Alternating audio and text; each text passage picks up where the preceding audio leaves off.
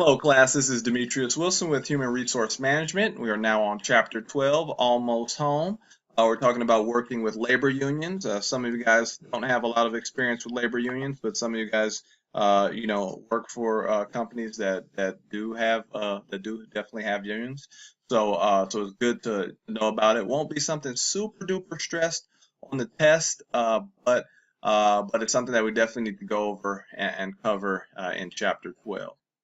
So our learning objectives, be able to discuss the history of labor unions, explain some of the reasons for a decline in union membership over the past 60 years, and be able to explain the process of unionization and the laws that relate to unionization. Definitely things that will help, especially if you are in a union-specific organization. So we'll talk about unions, definition, union membership. Why do people join unions? Great question. So labor union is defined as workers banding together to meet common goals, such as better pay, benefits, or promotion rules. In the United States, about 11.9% of American workers belong to a union, down from 20.1% in 1983. So although on decline, they're still very powerful. Why join a union? People may feel their economic needs are not being met, current wages, benefits, believe that a union can help them achieve better economic prospects and results. Fairness in the workplace is another main reason why people join unions. They may feel that scheduling, vacation time, transfers, promotions are not dished out fairly. They feel that the union can help to eliminate that. So that would be a great reason to join the union. So we'll talk about the history of unions. The NLU goal was an 8-hour workday, right? So that's a good goal to have. For those of you who didn't know, the workday wasn't always 8 hours. It was until you got the job done. Nights of labor, talk about membership increase when the NLU dissolved, decrease in membership with unsuccessful strikes, right? So if things are unsuccessful, move to another format. So National Labor Union formed in 1866 paved the way for other labor organizations. NLU's goal was to form a national labor federation that could lobby the government for reforms on behalf of the labor organizations, right? So you get somebody, band a group together, and have one individual go or a couple of individuals go to lobby to government. So for here, you would be going to Sacramento to lobby there. Their main focus was to limit work day to 8 hours. That was, the goal, but they got it done. While the NLU garnered many supporters, it excluded Chinese workers and only made some attempts to defend the rights of African American and female workers. NLU can be credited with the 8-hour workday, which was passed in 1862, which is great, but they definitely did not look out for everybody. The Knights of Labor started as a fraternal organization, and when the NLU dissolved, the Knights grew in popularity as the labor union of choice, right? So it's, NLU moves, and here comes the Knights of Labor. Knights promoted to social and cultural spirit of the worker better than NLU had. It originally grew as a labor union for coal miners, but also covered several other industries. So a lot of these start as, okay, we're going to cover for coal miners, we're going to cover people who work in the airplane industry, but when that, it grows and evolves into something a lot bigger. The American Federation of Labor, or the AFL, was formed in 1886, mostly by people who wanted to see a change in the Knights of Labor. The focus was on higher wages, right? We feel like we should be paid more, and job security. Infighting among union members was minimized, creating a strong organization that still exists today, right? So you see kind of this chapter kind of takes you through evolution of the union. So talk about the history of unions. The CIO, which was formed in 1930s, and merged with the AFL in 1955. So that's the Congress of Industrial Organizations. Was formed in 1930s as a result of political differences in the AFL. Isn't that how it always happens, right? In 1955, two unions joined together to form the AFL-CIO. AFL-CIO is the largest federation of unions in the United States and is made up of 56 national and international unions, right? So a big, huge group. Well, the goal of the AFL-CIO isn't to negotiate specific contracts for employees, but rather to support the efforts of the local unions, right? So we're the big bad, group that says, hey, we'll come in and lend our support if you need it, but we're not necessarily negotiating things for you. All right. So main unions today, as we just talked about, the AFL-CIO includes Airplane Pilots Association and the Federation of Professional Athletes.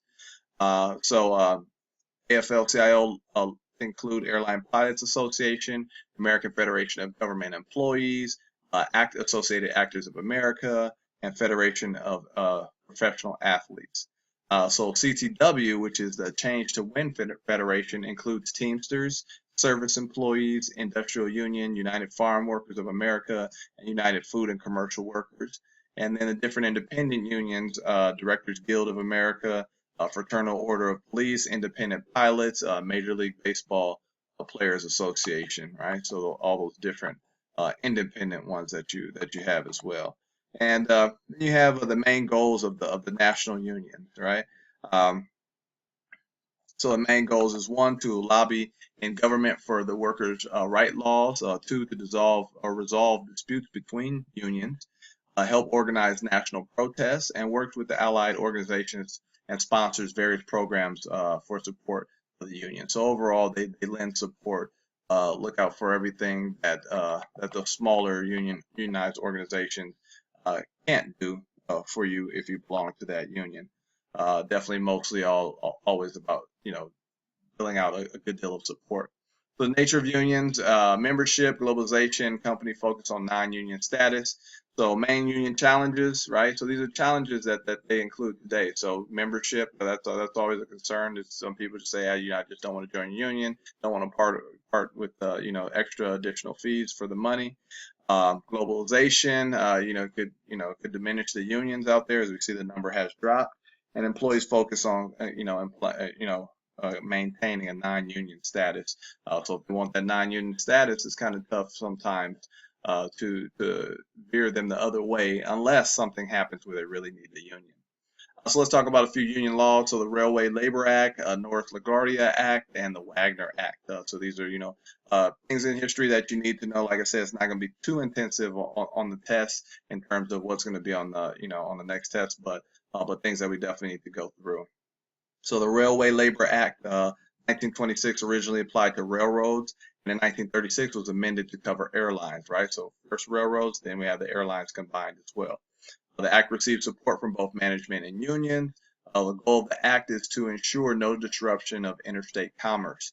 The main provision of the act included alternative dispute resolution, right? Something that we've already covered. Arbitration and mediation to resolve labor disputes, right? So I want to stay out of litigation and find alternative ways to get things done, which is always great. The North LaGuardia Act of 1932, also known as the Anti-Injunction Bill, barred federal courts from issuing injunctions, which is a court order that requires a party to do something or refrain from doing something against nonviolent labor disputes, right? So if you put this injunction out there and it's a nonviolent labor dispute, you shouldn't be able to do it. If it's nonviolent, you should be able to go on about their business and have their dispute out there where they can try and make a difference. And barred employers from interfering with workers joining a union. The act was a result of common yellow dog contracts in which a worker agreed to join a union before accepting a job. So basically they said, if you don't accept this job or accept the fact that you're going to be in a union, then we're not going to give you the job at all. That's called a yellow dog contract. The Wagner Act, sometimes called the National Labor Relations Act, was passed, changing the way for employees can act through several aspects of unions. So the Wagner Act had a few main aspects. So for number one, the employees must allow freedom of association. An organization cannot interfere with, restrain, or coerce employees who form a union, right? But we've seen some of that, definitely in terms of big corporations like Walmart. Employers may not discriminate against employees who form or are a part of a union or who file those charges. And an employer must bargain collectively with representation from a union, right? So Wagner Act made sure that all those things definitely did occur.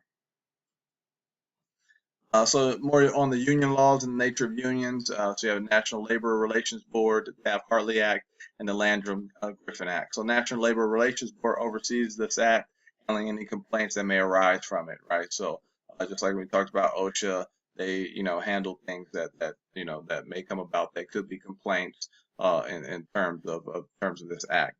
The Taft-Hartley Act also had major implications for unions, passed in 1947. Taft-Hartley amended the Wagner Act, right? So you see, as we go on, we progress, new things happen, new things change, we get bigger and we get better. The act was introduced because of the upsurge of strikes during this time period, right? So more strikes, obviously there's something that we're doing wrong, we need to do something a little bit differently. while the Wagner Act addressed unfair labor practices on the part of the company. Taft-Hartley Act focus on unfair acts by the unions, right? So first they focus, hey, what's the company doing wrong? Now we're focused on what the union is doing wrong. Now we're going to come to a happy medium and do things the right way. For example, it outlawed strikes that were not authorized by the union, called wildcat strikes, right? Like me and you, we get together, we make the strike, but it's not authorized by the union. Also prohibited secondary actions or secondary boycotts in which one union goes on strike in sympathy for another union, right? So they're going on strike and our union says, hey, we want to support them, then we're going to go ahead and go on strike as well. These things definitely do happen. The Landrum-Griffin Act, also known as Labor Management Reporting and Disclosure Act, was passed in 1959. This act required unions to hold secret elections, required unions to submit their annual financial reports to U.S. Department of Labor, and created standards of governing expulsion of a member from a union, right? So you have to have these different things in place if you want to have a well-run union. This act was created because of racketeering charges and corruption charges by unions. In fact, investigation of the Teamsters Union found that they were linked to organized crime, and the Teamsters were banned from the AFL-CIO, which was definitely a really big deal.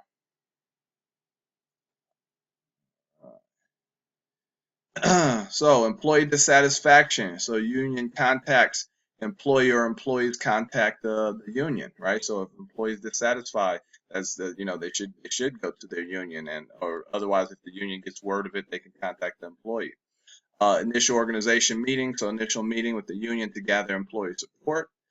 Signatures must have 30% of employee signatures to move forward with unionization process. Secret ballot election or card check method. So once 30% of signatures are gathered, a secret ballot election is administered by the National Labor Relations Board. The company does not accept the card check method. And voting and contract. So if the vote is yes, 51% is majority, just like if you own stock and own majority of the company. The National Labor Relations Board certifies a union as the legal bargaining representative for the employees, and sometimes that can freak employers out. But that's definitely the nature of business. That's something that because of the acts that have been put in place that you definitely can unionize. So there's different strategies to use to avoid unionization. 3 main phases of unionization, and can cause different strategies at each phase. So phase 1, your organization is union free. There's little or no interest in unionizing. Well, then you don't have a problem with your company. Phase 2, you learn that some of your employees are discussing unionization. We learn about specific attempts by the union to recruit employees, right? So you hear word of the grapevine that this is going on. Phase 3, you receive a petition from the National Labor Relations Board filed by a union requesting unionization vote. So you probably should have already known that this was coming, if it's gotten that far. But some companies, maybe they catch word a little bit late. So here are the strategies. Because of increased cost and operational efficiency, it is normally in a company's best interest to avoid unionization. While in phase 1, important to review employee relations programs, including pay, benefits, and other compensation. Ensure the compensation plans are fair so employees feel fairly treated and have no reason to seek the representation of unions. So if you make things good for the employees, then there's no need to have a union. Could hear of unionization in your organization. The goal here is to prevent the union from gaining support to ask for the NLRB election. Since only 30% of employees need to sign the union cards for a vote to take place, the phase to avoid unionization is very important. During this time, HR professionals and managers should respond to the issues the employees have and also develop a specific strategy on how to handle the union vote to get that far, right? So I'm just giving you both sides of the coin, telling you, kind of what a company does to kind of eliminate the unionization process if that's what they choose to do. But then also the side of, why unions are important and what they actually do in the workplace. And phase 3, familiarization with the NLRB rules around elections and communication is important. With this information, you can organize meetings to inform managers of the rules. Things that can be said to receive a no vote. Said to employees to receive a no vote. Union dues are costly. Employees could be forced to go on strike. Employees and management may no longer be able to discuss informally and individually, right? Because this, we have to speak by union rep. Unionization can create more bureaucracy within the company, bureaucracy also known as red tape, and individual issues may not be discussed. Many decisions within a union, such as vacation time, are based on seniority only, right? So these are things that can be said to employees to receive a no vote. And, you can see why, because a lot of times those are the negatives involved with being within a union. So more learning objectives: be able to describe the process of collective bargaining, understand the types of bargaining issues and the rights of management, and discuss some of the strategies when working with unions, right? So, when working with them, what type of strategies are there? What type of collective bargaining agreements are put in place? So collective bargaining, management rights in a collective bargaining agreement, talk about checkoff provisions, union shop versus agency shop. Also, in any bargaining agreement, certain management rights are not negotiable. So certain things are just not negotiable, and it's written in there, including the right to manage and operate the business, hire, promote, or discharge employees. However, in a negotiated agreement, there may be a process outlined by the union for how these processes should work. You also have your checkoff provision may be negotiated. This provision occurs when the employer, on behalf of the union, automatically deducts dues from a union member's paychecks. This ensures that a steady stream of dues is paid to the union, right? So we're automatically going to deduct that from your paycheck to ensure that we get our money. It's not like we have to wait for you to take the money, put it in an envelope, and mail it to us. A union shop requires a person to join the union within a certain period of time of joining the organization. In the right to work states, and listen closely to this, a union shop may be legal, such as California. 22 states have passed right to work laws. As you can see in figure 12.6, laws prohibit a requirement to join a union or pay dues and fees to a union. To get around these laws, agency shops were created. Agency shop is similar to a union shop in that the workers do not have to join the union but still may pay union dues, right? So you don't have to join, but you still have to pay the dues. Agency shop union fees are known as agency fees and may be legal in right to work states. A closed shop used as a mechanism for a steady flow of membership. In this arrangement, a person must be a union member to be hired. So if you're not a union member, then you can't be hired. So which means that you got to be a union member if you want to work there. This, however, was made illegal under the Taft-Hartley Act, right? Remember, we talked about the yellow dog contracts. According to a study by CNBC, all 22 right-to-work states are in the top 25 states for having best workforces. However, according to the AFL-CIO, the average worker in a right-to-work state makes $5,333 less per year than other workers, right? So it could be a reason to, jump ship in terms of that and go to the other side or maybe move to another state. So collective bargaining, examples of bargaining topics, so mandatory topics, permissive topics, and illegal topics. So, some topics are mandatory. They're ones that we're going to have to, bargain about, we're going to have to talk about. Wages, health and safety, management rights, working conditions, and benefits fall into the mandatory category, and you can obviously see why.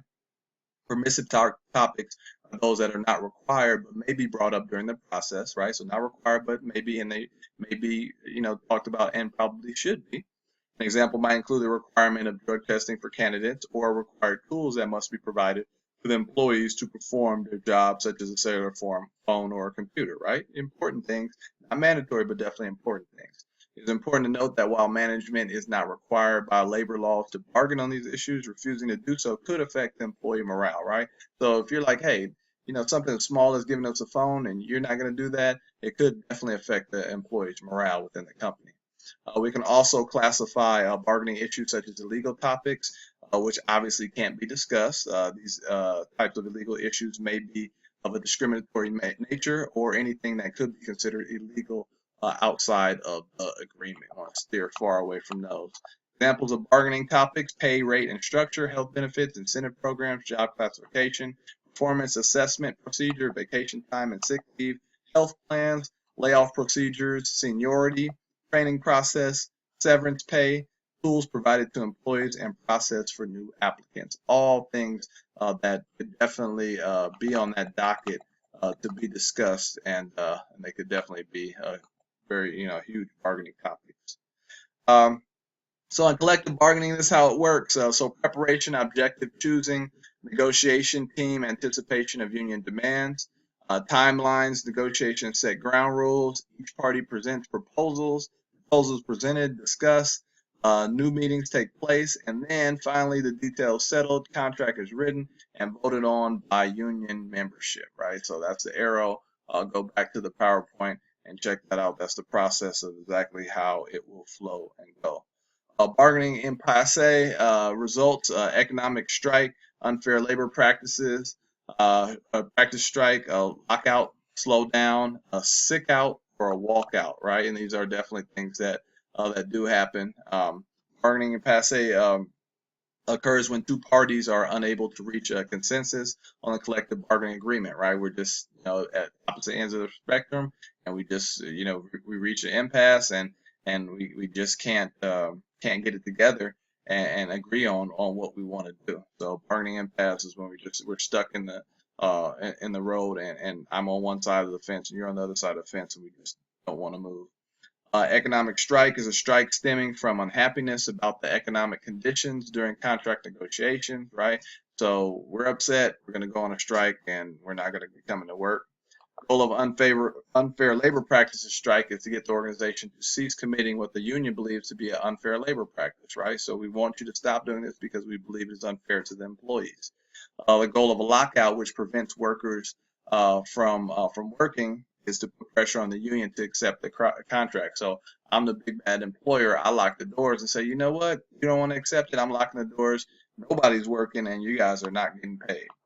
Slow down is an intended reduction in productivity, right? So I'm just saying intentionally slow down my productivity. And a sick out, that's when members of a union call in sick. Like everybody calls in sick, making it legal since they are using a lot of time, while walkout is unannounced refusal to perform work, right? So if everybody calls in sick, yeah, it's legal, but obviously, definitely know what's going on here if everybody called in sick. So another learning objective, I want you to be able to explain how to manage the grievance process, and that's very important. So administration of collective bargaining agreement.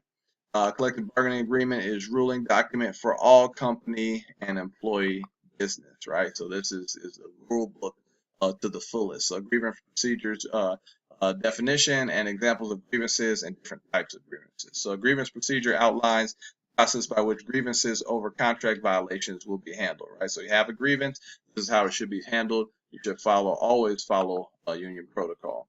Examples of grievances: one employee was promoted over another even though he has seniority. Number two, an employee doesn't have the tools needed to perform their job as outlined in the contract. All right, so if I don't have the tools, how am I going to perform my job? An employee was terminated although the termination violated the rules of the contract. And an employee was improperly trained on chemical handling within the department. Types of grievances include individual and personal grievances, in which one member of the union feels he or she has been mistreated, right? I feel like I've been mistreated. I feel like you should have done things differently with me. A group grievance occurs and several union members have been mistreated the same way. A principal grievance deals with basic contract issues surrounding seniority or pay example, right? And some of you guys may think, like I think, I say, hey, why, should somebody be promoted just because of seniority? But in certain unions, certain things are written that way. So administration and collective bargaining agreement. So steps in the grievance process. So you have the informal conversation. Union initiates grievance process. Union/management discuss. Complaint may be brought to the grievance committee. Formalized response from both parties. If no agreement, national union officer, and then possibly mediation. Right, depends on how a collective bargaining agreement is written. So let's roll through it real quick. So first step is normally an informal conversation with the manager, employee, and possible union representative. Many grievances never go further than this step because the complaint is often a result of a misunderstanding, right? So we start to communicate, just a misunderstanding, let's move forward. If the complaint is unresolved at this point, the union will normally initiate a grievance process by formally expressing it in writing. At this time, HR and management may discuss the grievance with the union representative. If the result is unsatisfactory to both parties, the complaint may be brought to the company's union grievance committee, right? So bring it to the committee. This can be in the form of an informal meeting or a more formal meeting. After discussion, management will then submit a formalized response to the grievance. Then they may decide to remedy the grievance, or they may outline why the complaint does not violate the contract, right? So either we agree with what you said, we'll fix it, or we'll tell you why what we did or what we do does not violate the contract. At this point, the process is escalated.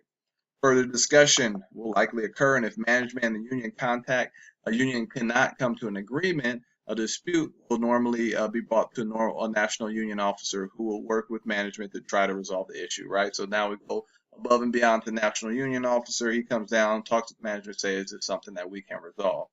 And then last but not least, a mediator may be called in who acts as an impartial third party and tries to resolve the issue. So remember, we talked about those alternative dispute resolution, mediation, possible arbitration. Any recommendation made by the mediator is not binding, right, because it's not an arbitrator for either of the parties involved. Mediators can work both on grievance processes and collective bargaining issues, right? So that's all you want to know in a nutshell.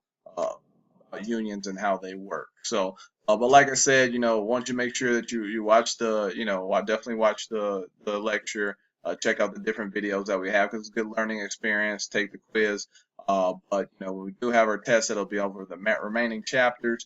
You won't see a lot. You'll see some of the key terms and everything, but we won't be talking about like what act changed what. Like I want have a lot of questions on there about the Wagner Act and Taft-Hartley Act.